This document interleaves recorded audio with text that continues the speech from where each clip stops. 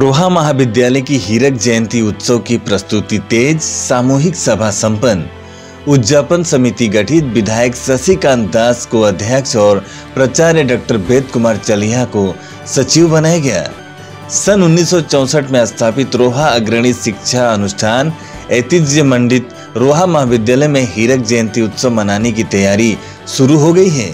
वही इसी क्रम में आयोजित सामूहिक सभा में विधायक शशिकांत दास को अध्यक्ष, कॉलेज के प्राचार्य डॉक्टर वेद कुमार चलिहा को सचिव के तौर पे चयन करके एक शक्तिशाली हीरक जयंती उत्सव उद्यापन समिति और 9 उप समितियों का गठन किया गया।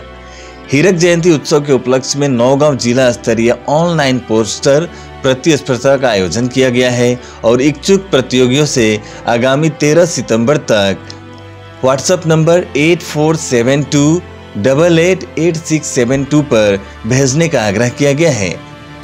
आज राजुआ सभा এটা অনুষ্ঠিত হৈছে কি মানে এটু লোৱা হৈছে অলপ জনাব। হয়, এই বছৰত আমি ৰহা মহাবিদ্যালয় হীৰক জয়ন্তী বৰ্ষত ভৰি দিলোঁ। সেই উদ্দেশ্য আগতে কি হীৰক জয়ন্তী উৎসৱ ভাগ অনুষ্ঠিত কৰাৰ উদ্দেশ্যেৰে আজি আমি এখন ৰাজহুৱা সভাৰ আয়োজন কৰিছিলোঁ। আমাৰ প্ৰায় 150জনমান ৰাইজৰ মাজৰ পৰা ব্যক্তি উপস্থিত থাকি আজি ৰাজহুৱা সভাখন অনুষ্ঠিত হয় আৰু সেই ৰাজহুৱা সভাত পোনপ্ৰথমেই হীৰক জয়ন্তী উৎসৱ ভাগ অনুষ্ঠিত কৰাৰ বাবে এক সৰ্বসন্মত প্ৰস্তাৱ গ্ৰহণ কৰা হয়।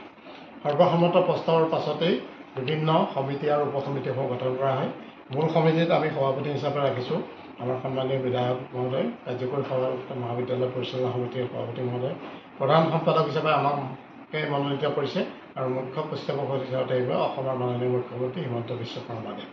আৰু আমাৰ 9খন উপসমিতি গঠন কৰা হৈছে, বিভিন্ন খাদ্য উপসমিতি, মঞ্চ উপসমিতি, সাংস্কৃতিক উপসমিতি, এনেদৰে আমাৰ 9খন উপসমিতিত বিভিন্ন উপদেষ্টা, সভাপতি, কাৰ্যকৰী সমিতি, সম্পাদক, সদস্য লৈ আমাৰ 9খন শক্তিশালী চাব কমিটি বা উপসমিতি গঠন কৰা হৈছে, যাৰ জৰিয়তে নেকি হীৰক জয়ন্তী উৎসৱ সুকলমে সম্পাদন কৰিব পৰা যাব।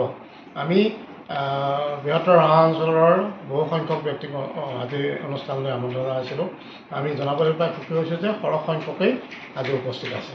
আমাৰ প্ৰাক্তন বিধায়ক মহোদয় আছে, আমাৰ কেইবাখনো বিদ্যালয়ৰ অধ্যক্ষ আছে, আমাৰ অসম জাতীয়তাবাদী যুৱ ছাত্ৰ পৰিষদ, সদৌ অসম ছাত্ৰ সন্থা, তিৱা পৰিষদ, কোচাচমুখী ছাত্ৰ পৰিষদ, এনেকুৱা ধৰণৰ আমাৰ যিমান সংগঠন আমি নিমন্ত্ৰণ জনাইছিলোঁ সকলো আহি আমাৰ উৎসাহ যোগাইছে আৰু সকলোৱে সক্ৰিয়ভাৱে ইয়াত সহযোগিতা আগবঢ়াৰ কথা কৈছে। আমি তাৰিখটো এতিয়ালৈকে নিৰ্ধাৰণ কৰিব পৰা নাই চূড়ান্ত, যিহেতু আমাৰ নৱেম্বৰ মাহৰ 10 তাৰিখমানৰ পৰা আমাৰ প্ৰথম, তৃতীয় আৰু পঞ্চম ষাণ্মাসিকৰ পৰীক্ষা হয়। আমি 2 দিনতে সেই পৰীক্ষাৰ এটা আভাস পাম। সেই আভাসৰ ওপৰত নিৰ্ভৰ কৰি নৱেম্বৰ মাহৰ প্ৰথম সপ্তাহতে আমি তাৰিখটো নিৰ্ধাৰণ কৰিবৰ কাৰণে আমাক ৰাজহুৱা সভাই আজি দায়িত্ব অৰ্পণ কৰিছে। সেই অনুসাৰে আমি তাৰিখটো নিৰ্ধাৰণ কৰিম আৰু আমাৰ যিখিনি ব্যক্তিক লৈ আজি মূল সমিতি, বিভিন্ন উপসমিতি গঠন হৈছে তেখেতসকলক আমি যথাসময়ত অৱগত কৰিম। আমি সকলো ৰাইজৰ সহযোগিতা কামনা কৰিছোঁ। কেইজনীয়া কমিটি হ'ব এনে? কমিটি আমাৰ সকলোকে সামৰিছোঁ আমি, ইয়াত জনীয়া বুলি আমাৰ বৃহত্তৰ ৰহা অঞ্চলৰ যিসকল ব্যক্তি সমাজ জীৱনৰ লগত জড়িত, মহাবিদ্যালয়ৰ মহাবিদ্যালয়ৰ প্ৰতিষ্ঠাৰ লগত জড়িত, মহাবিদ্যালয়ৰ দান বৰঙণিৰ লগত জড়িত, আমি সকলোকে সামৰি লৈছোঁ। আছে আজি এইটো যিখন সমিতি গঠন কৰিছোঁ মোটামুটি 400 ব্যক্তিক আমি সামৰি লৈছোঁ। ইয়াৰ সংখ্যা বৃদ্ধি পাব।